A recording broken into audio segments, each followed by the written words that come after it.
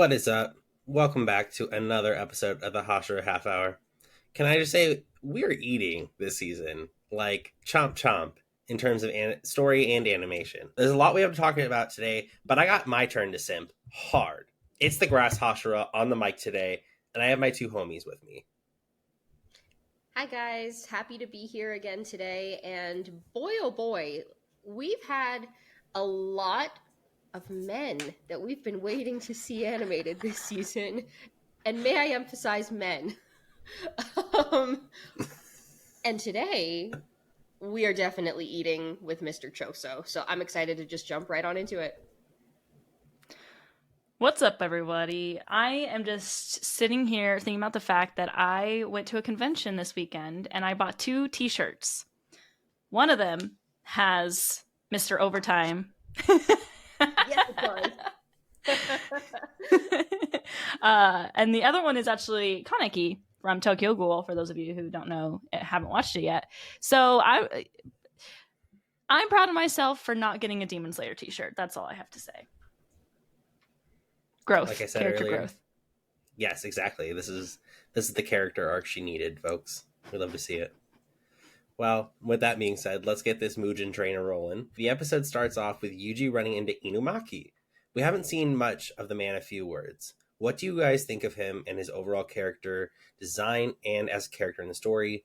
Isn't his power kind of cool and we get to see it applied pretty immediately?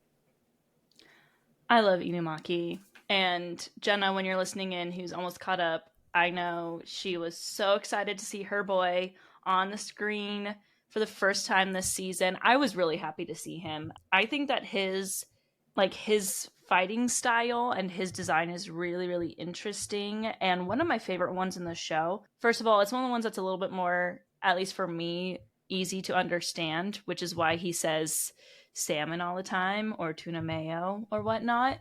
But it was really, really cool to see him just show up to help Yuji after he's like kind of freaking out over how much stuff is happening right here. What did he say? He said, don't move. And I was like, yes, to that whole crowd. Like, that's so helpful. That's such a helpful technique in a situation like this. So super excited to see him. Obviously, this was very short-lived, but hope to see more of him soon. Likewise, 100%. I really like Inumaki. I think that his curse technique is really inventive and fun. You know, some are like much more straightforward. It's like, he has a super strong punch. Like, okay. But the curse speech is fun, and I imagine it being perfect for somebody like Inumaki. The way that he strikes me is like more introverted, by necessity having to be maybe a little bit more intellectual than somebody whose technique is just hard punch. I think it's really fun that like his gentle phrases are like just a bunch of like different fish names and like food names. I'm like, not only is my boy shy and sweet, but he's hungry, and this is, you know, how we have to communicate. So that is the only downside I can imagine, is that when he's actually hungry and he wants one of the things, I imagine it's hard to differentiate. But maybe not. Maybe he just points. I don't know. But I love him. He's sweet. I hope we get to see more of him. His technique is powerful. I hope that it's powerful enough for Shibuya. We'll see. Oop. Yeah. Don't make me nervous here. Shake. Shake. Actually, that means salmon, and that is his word for yes. So that's a fun fact you can take away from today's episode. It's not the Shibuya era secret, though. Don't worry. We got another one of those. Now, before we get to the main event of the episode, I want to talk about the lead up to it. So tell me how you feel about the way that Shibuya Station is completely empty in the parts we see, when we know that this is somewhere that's usually packed with people, as Japan has such a dense population. Isn't it eerie?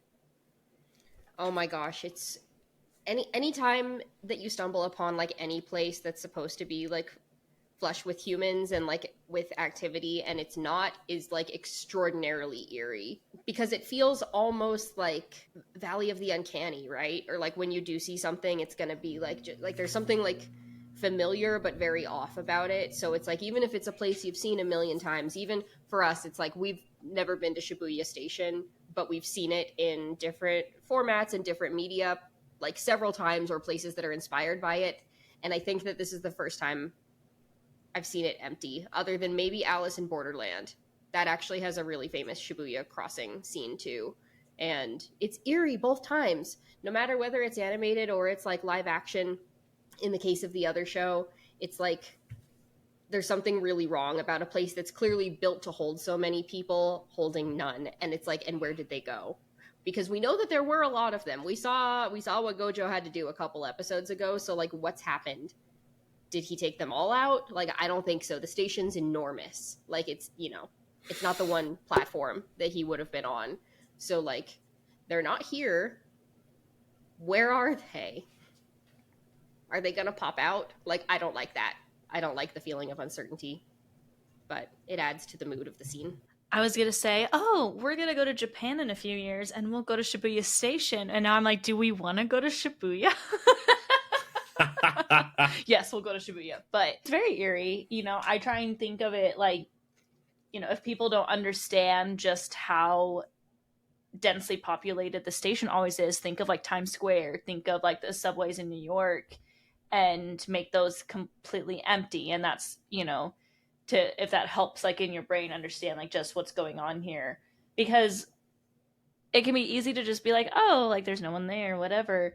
But they're doing a very good job at reminding us that that's like extremely eerie and like doesn't happen, and also kind of adds a little bit, for me at least, mystery to what's going on. Because it's like Emily said, when Gojo was fighting a few episodes ago, there were all these humans, and now like we haven't seen one for a while outside of these transformed humans. So we can obviously put together that probably a lot of those people have been transformed, but where's all the others? You know, I've been sitting here thinking that like you can't just clear out something as densely populated as Shibuya Station on Halloween, by the way, which even though this year they like told people to not do it, which didn't have anything to do with Jujutsu Kaisen, it was more because of what happened in Korea last year, but there were still people there. Like there were lots of people there. People were live streaming from it and it was crowded. So you take the fact that it's already always crowded and you add to it that it was Halloween and it's more crowded, and it's like, where are they? And it like gives me this feeling in the pit of my stomach that they're either all transformed or all dead, because you know that the people that have been in charge of this whole situation, the Shibuya incident, don't care and or want them dead, because, you know, we've got Geto, aka whatever the person's name is that's actually in charge of his body, you know, who wants to eradicate the world of people without cursed technique or cursed energy. So eerie Halloween vibes for sure. Well thought out answers from both of you. I really like both those answers. Those are really good. Yeah. Not to mention, happy belated Halloween to you folks as we're listening, or as whenever we post this. So keep that in mind. I hope you all had a safe and fun one. Now, we go back into it, and Yuji makes his last leap down the escalator and lands squared up with Choso. Now, the first time they show Choso in this episode, he looked straight up like a snack. Okay? Let me be real. That tired boy, he just looks fine. Okay? First thing happens here, he sees him, he's like, Yuji Itadori, the man who killed my brothers, I'm about to kill you. And he fires his blood off, and Yuji gets stabbed.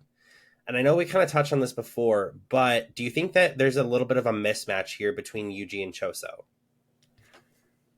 Absolutely. First of all, I remember right before like Shibuya started, all my friends were like talking about Choso and how excited they were to see him and like how beautiful he was. And I was like, first of all, I didn't even remember that he was in season 1. I still don't remember. I really need to go back and rewatch, but I was like, he's fine. And then I looked at him in this episode and I was like, oh, he's fine. Mappa, please relax. Don't actually relax, okay? Actually relax. Yeah.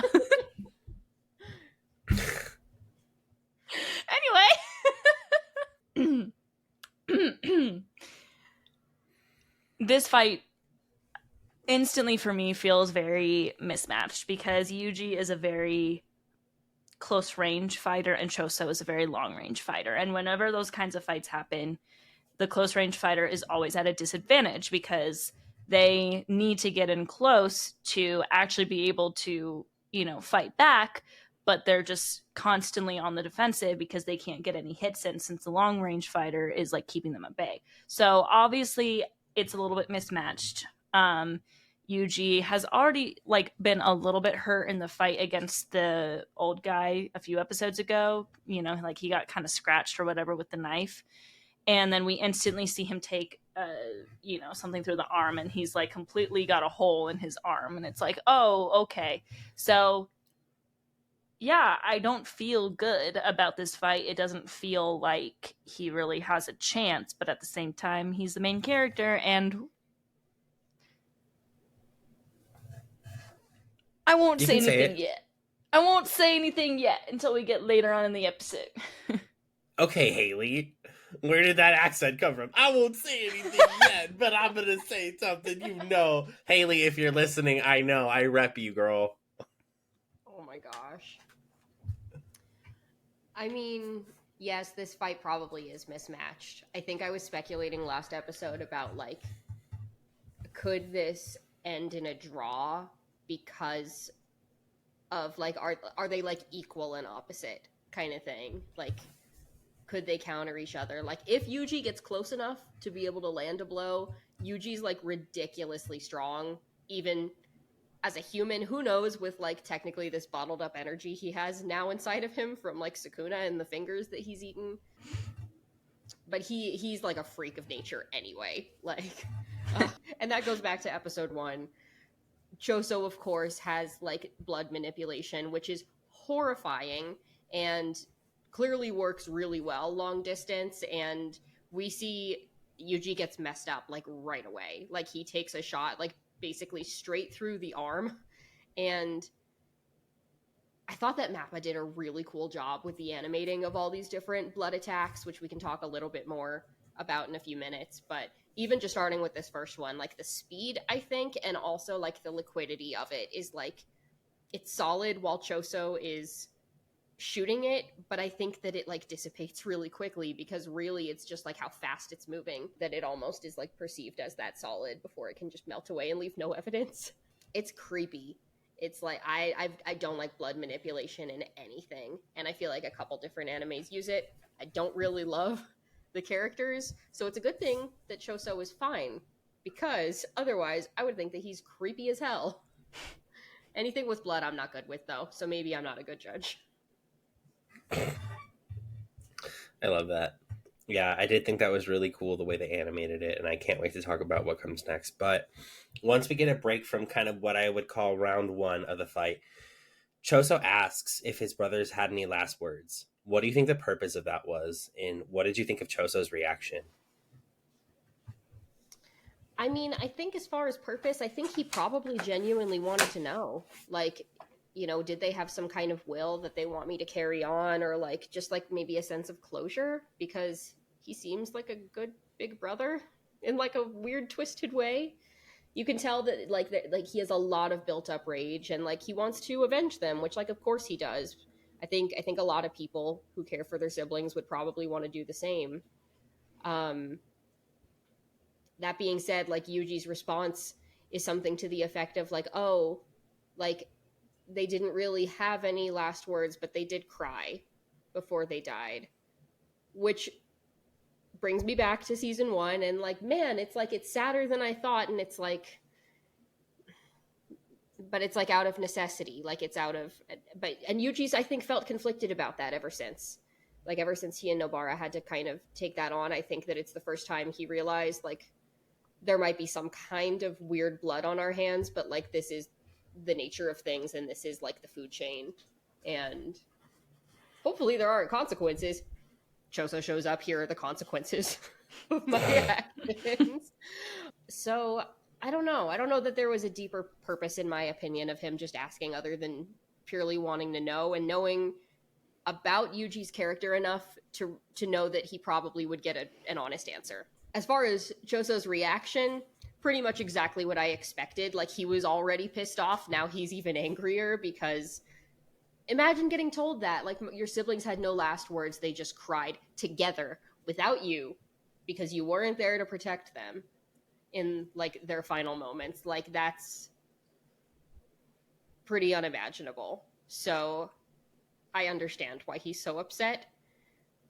Even if, I don't know that it's even misplaced. It's just sad. It's just like, this fight's kind of just tragic all around, because even though Yuji doesn't necessarily want to kill things that are innocent, I guess, it's like how innocent can a curse be? Was he wrong for doing what he did? But also, here's somebody who's like immediately suffering the impact of that and the loss and grieving a family. So it's rough. She's about to make a Demon Slayer reference.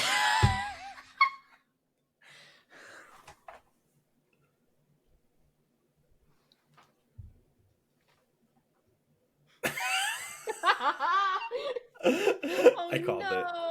Come back. Yes, I am, because, okay,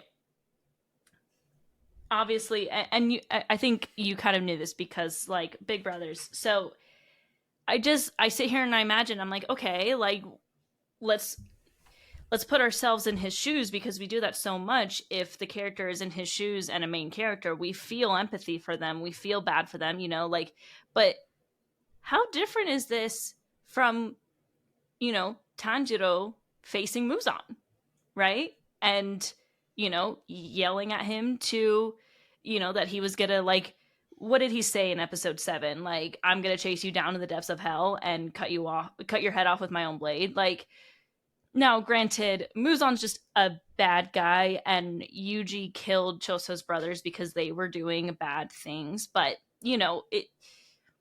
it's a brother's love for his little siblings. He wasn't there to protect them. He's facing the killer of his siblings. And what so many shows does well is, it's like, we still, in this situation, I think we're cheering for Yuji. Yuji is the main character. He is always trying to do what's right, but at the same time, like, we feel for Choso, because it's like, at the end of the day, he's just a big brother who couldn't protect his little siblings, and now he's getting the chance to avenge them, essentially. He's also killing innocent lives. That's what kind of, obviously makes it different. But I think that he asked it because he's only had one goal since they died, and that's been to take down Yuji. Like, he's this entire season just been like, okay, can I kill Yuji? Okay, if I find him, can I kill him? Like, that's all he wants to do. But again, that's kind of like what Tanjiro is doing. He's like, if I see him, I'm killing him.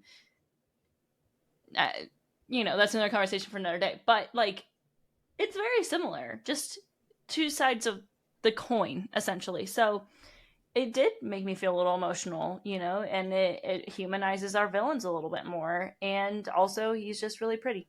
And he's really pretty. And I like that about it. Yeah. Oh, man. You feel more for the people that are, like, pretty to look at. You're like, you're evil, but, like, I don't want you to die because I want to keep looking at you. Pretty privilege. Nonetheless. But from there on out, it's a pure fight scene until Mekamaru shows up. And let's just talk about this round of the fight, because this was insane. I'll start off with a little thing. There was a piece, and this is my favorite moment. I'm going to spoil it a little early. But there was a point where Yuji's rolling on the ground, and it's when the blood is, like, coming down almost, and then you see a splash of blood, and there's, like, stars in the animation. So, like, those 4-pointed stars. It reminds me of Studio Trigger and, like, Kill la Kill or Gurren Lagann animation. It's so pretty. And I think that Mappa just did a really great job making this round flow really well, because kind of like Hannah said, that contradiction between a long-range fighter and that short-range fighter, they really did a good job on making these things kind of show up. And also, when Yuji just got stabbed in the foot with a blood blade, like, that was amazing. Yeah, he was taking a lot of hits. He also was, like, he got, like, burned on his back because of the, like, explosion ones, which was interesting. Yeah, I mean, I can't watch a good fight scene like this without shouting out the animators. I will say one thing. I am shouting out the animators and not the CEO of Mappa, because that man is digging himself into a hole right now with his interviews, and I do not support the CEO of Mappa. However, I do support the animators that are working tirelessly, many of them actually tweeting about being disappointed in themselves and apologizing when they feel like the animation is not up to par of what they think they can because they're being overworked. So I just feel like this is a good time to say the animators are amazing. We love them, we support them, and we support fair work environments. We support them getting enough sleep and not being overworked and being fed properly. And we do not support the overwork that the CEO is giving them. That being said, this was just a really incredible fight scene. And again, I don't know if I really have a favorite moment from this part of the fight scene to really call out. I do think that my nerves grew because I felt it was clear, and like Emily said, Yuji is so powerful. If he can get a hit in, he's not getting a hit in because Choso is just so strong at his long range attacks. Yuji is just forced to be on the defensive the entire time. And this is like dangerous stuff. I think he even mentions like he's like, if I try to dodge this for this period of time, and I'm paraphrasing here, I don't know exactly what he said, but like I have a 50-50 chance of surviving, And then he's like, well, I gotta at least be the one that decides when he makes a shot and jumps. And that's just how tough this fight is that he's literally like, yeah, like I can try to dodge this, but I still only have a 50-50 shot because of how quick he is. And like his, I almost said blood demoner. his blood goes kind of, it's so fast and so sharp. Like essentially all it needs to do is hit usually right here and bam, it's over. Or a lot of different places. But this fight is so well done, and I think embellished the manga really well, because again, and this happens in a lot of manga, it's not exclusive to Jujutsu Kaisen, but sometimes it's hard to tell exactly like what's going on, especially in fight scenes when it's condensed to just a handful of panels.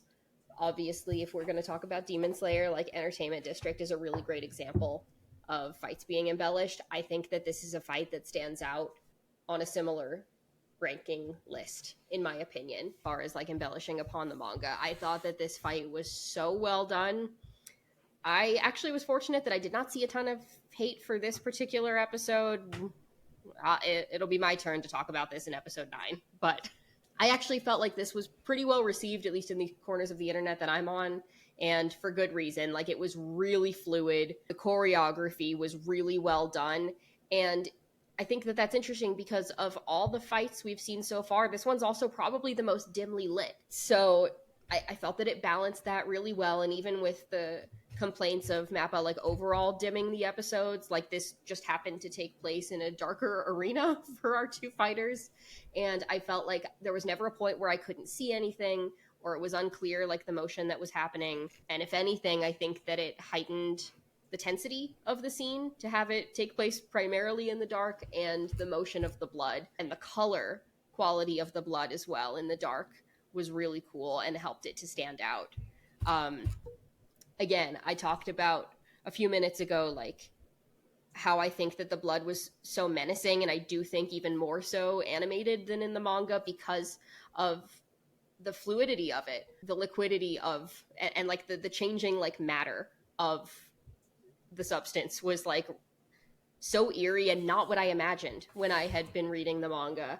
The way that it attacks, or like it can shoot in like this straight line, or like bullets, or it can like rain down and like piercing droplets, but then it like peels off of Yuji's face.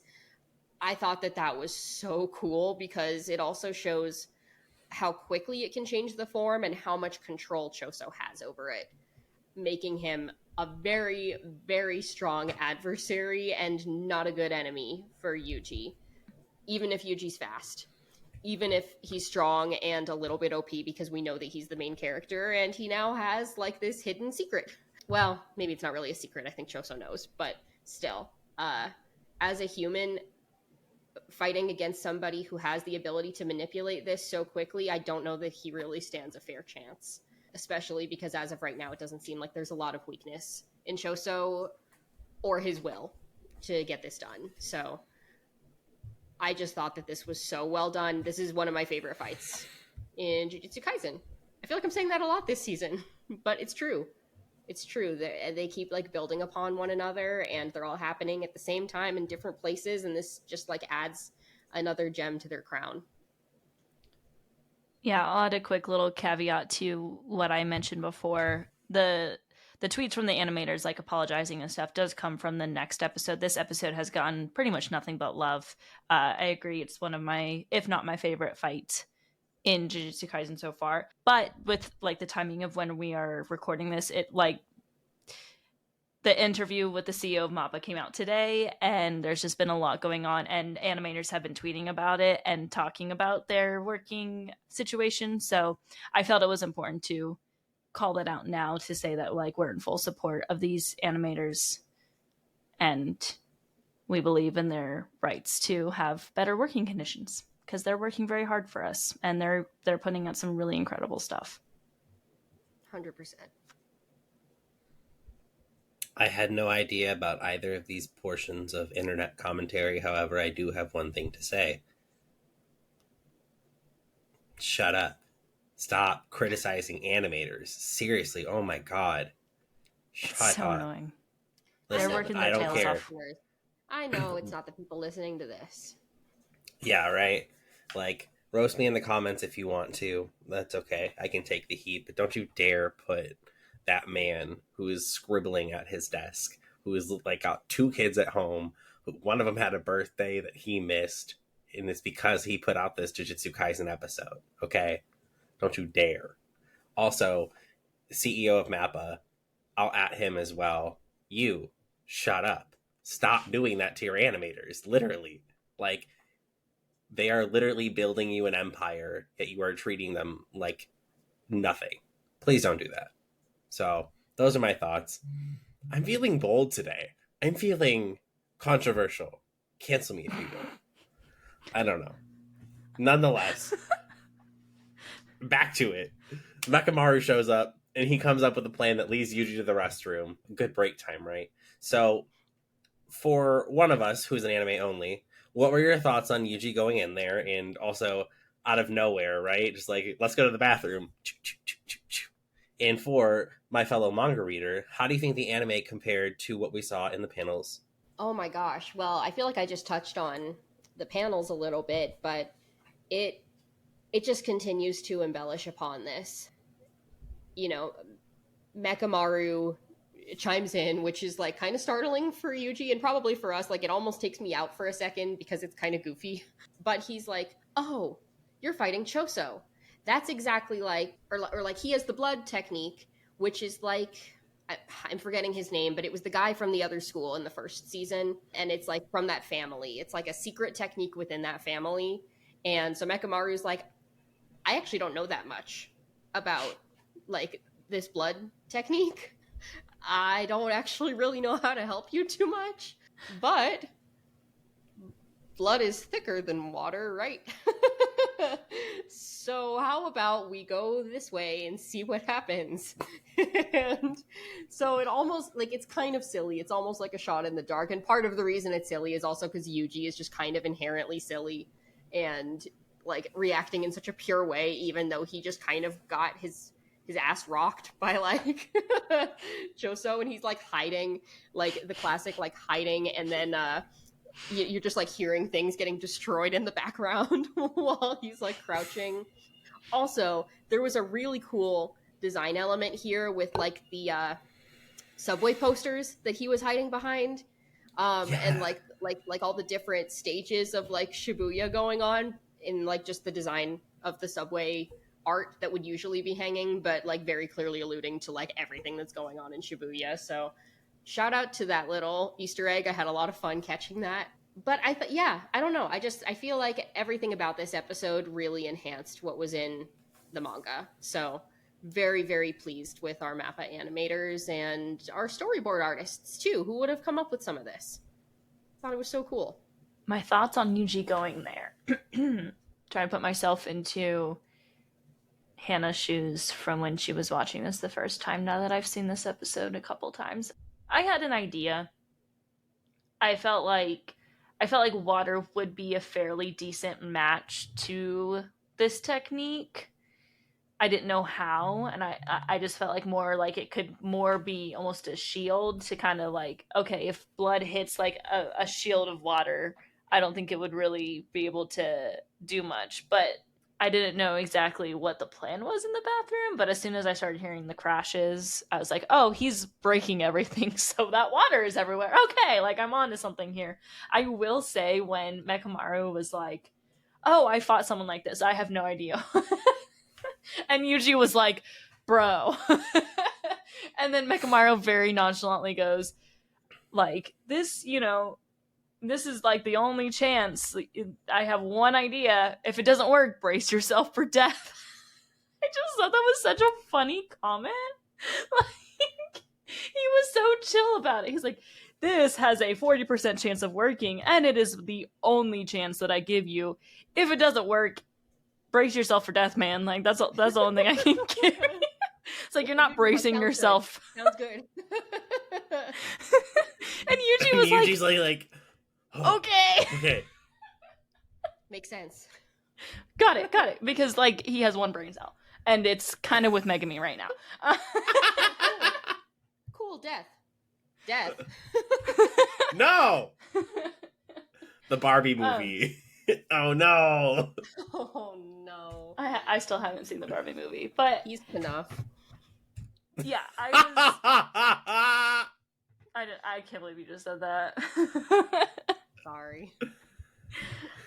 I kind of had a feeling it had something to do with water. And as soon as he started breaking things, I was like, okay, like, there's going to be something that goes down here to kind of try and turn the fight. Because why else would Mekamaru be like, I'm going to send you to the one dead end in this place? Like, at least the other option is to run somewhere where you can attempt to escape. Fair.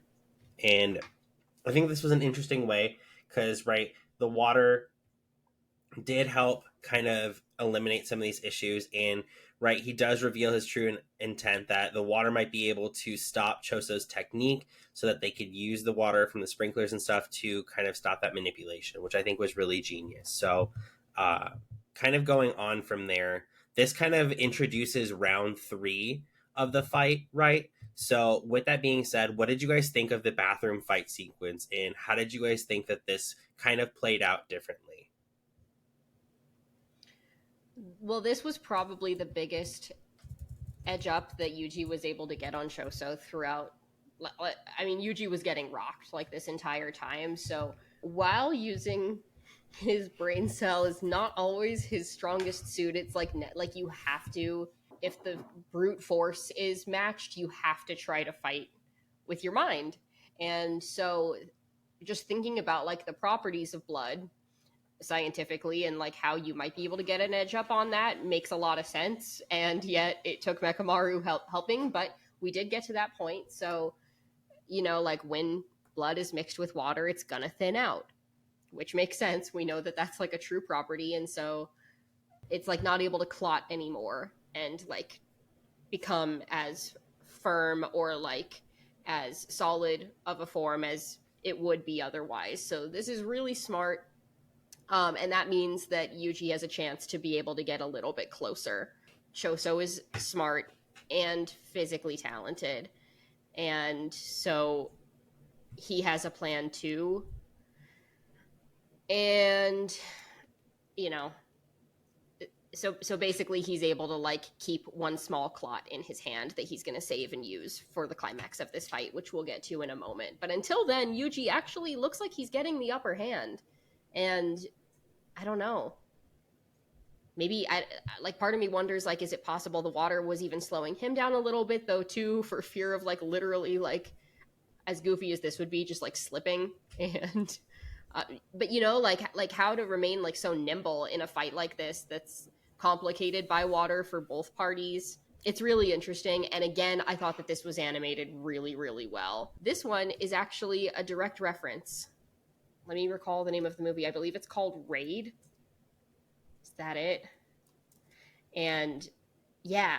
So if you look this up on like TikTok or whatever, you're going to see like so this is like the famous like stance between like some of these scenes and like the stances that they've done are like direct references to this old movie called Raid, and that's like a super fun thing that was in the manga too, that Gege clearly was a fan of, but it's like even more obvious. And so like some of that is like we've got the bathroom scene, which has like a nod to some of these like Raid stances, but also like to other like famous fighting movies that happen in the dark in bathrooms.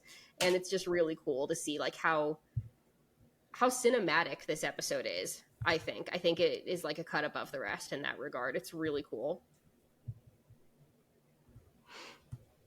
Yeah, you had a lot of good points there. This was my favorite part of this fight scene, honestly, because like Emily said, it feels like, you know, Yuji's getting a bit of an upper hand, and it's because of Mekamaru's plan.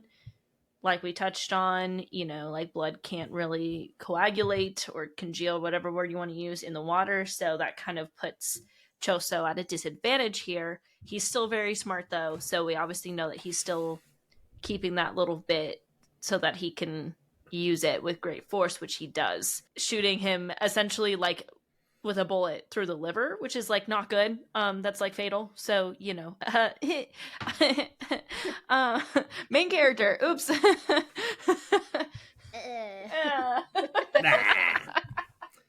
right, Megan Thee Stallion. This was such a good fight scene though. And to kind of backtrack a little bit, it's so funny though, because I know I've said this so many times, but anime always does this to us where it's like, okay, the tides are turning for our hero. We almost always start like fights where it's like, oh, this is not good. Like, we're not doing great. Oh, our hero's doing better. Okay. They came up with an idea. You know, he used his brain cell that Mekamaru gave him. And he's like being a bit smarter. I also agree that if I were in his shoes, I would have slipped and fallen on my face and died that way. I think that every time I watch anime fights, because I'd be the one that would like, especially like in Demon Slayer, they're fighting at nighttime. It's so dark outside and your eyes adjust, but at the same time, like I would literally like step on a twig and trip and then dead.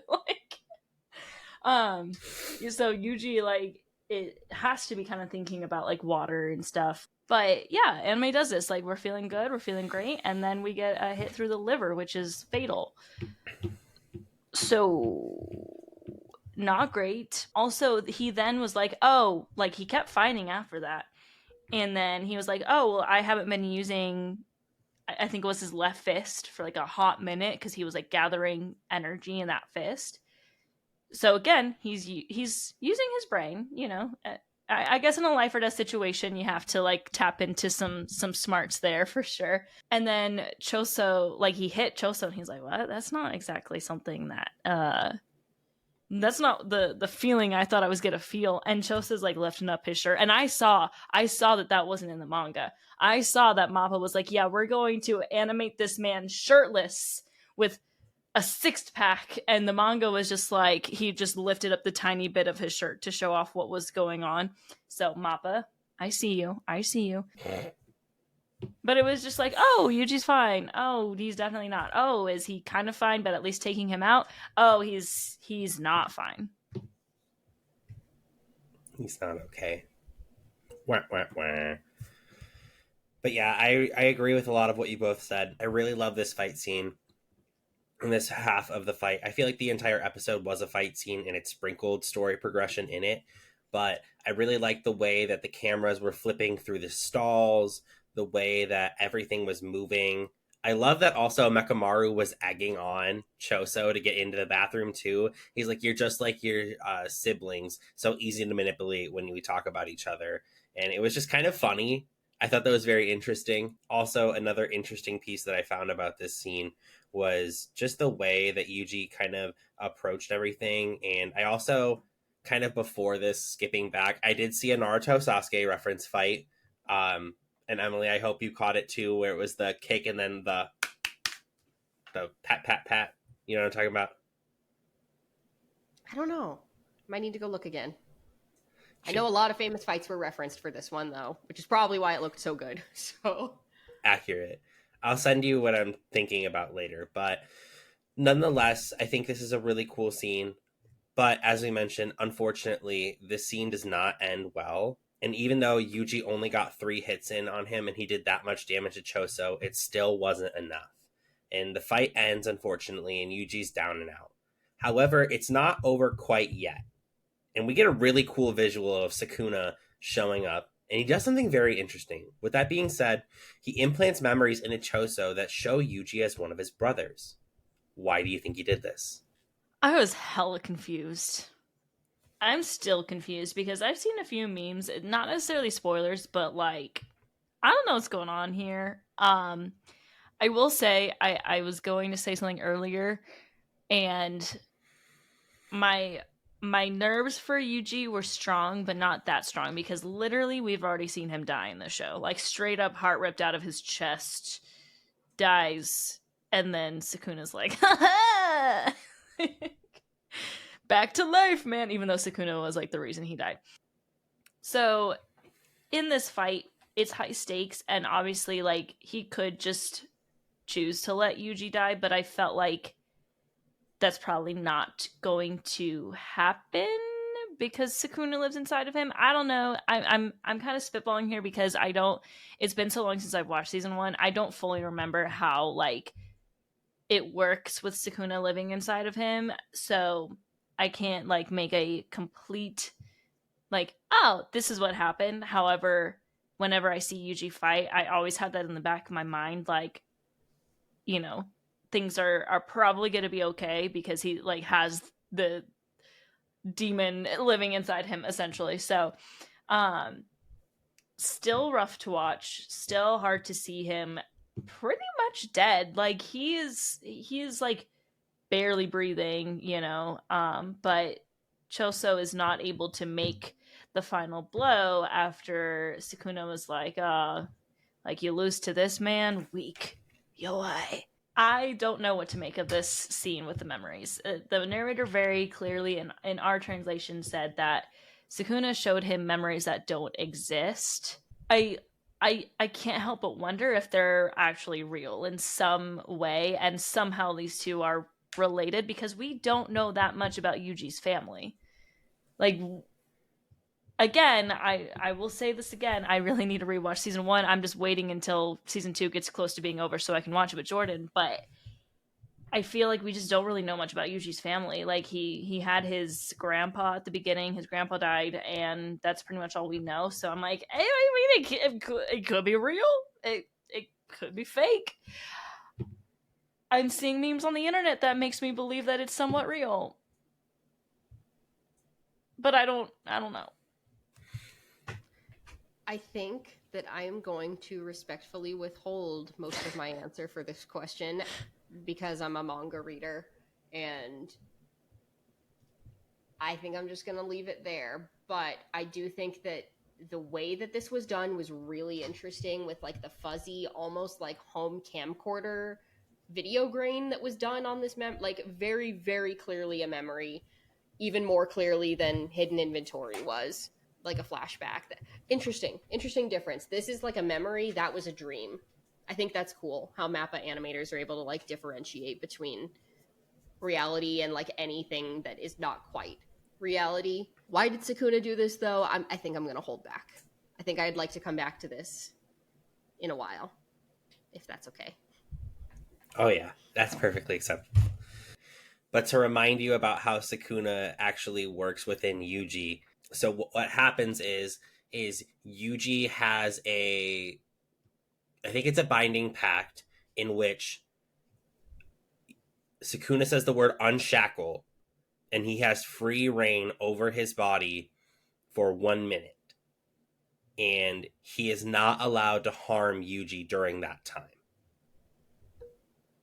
That is how that contract works, if I'm not mistaken. But if nothing else, let's get to favorite moments. I did already spoil mine. The first one is that, like I said, that Studio Trigger animation, and I think that was really cool. The second one is going to be when Sukuna shows up. His eyes kind of look like a Sharingan, like the black and the red, and like there's like little Tomoe there. So I thought that was a really cool animation. Oh man, can I say the whole thing? No, I don't like that, but But I think that, like, in general, like, it just has to be like a general note for like just how well this fight was done. If I'm gonna pick one just particular frame, it's one that I already mentioned, but I love, again, the quality of the blood, but especially that shot where it's like hitting Yuji and then getting immediately peeled off of him. I just thought that that was like so gorgeous and not what I expected. Again, based on reading the manga, I thought it was a choice that just, yeah, really embellished and made it even better. This was like such a strong episode. No notes.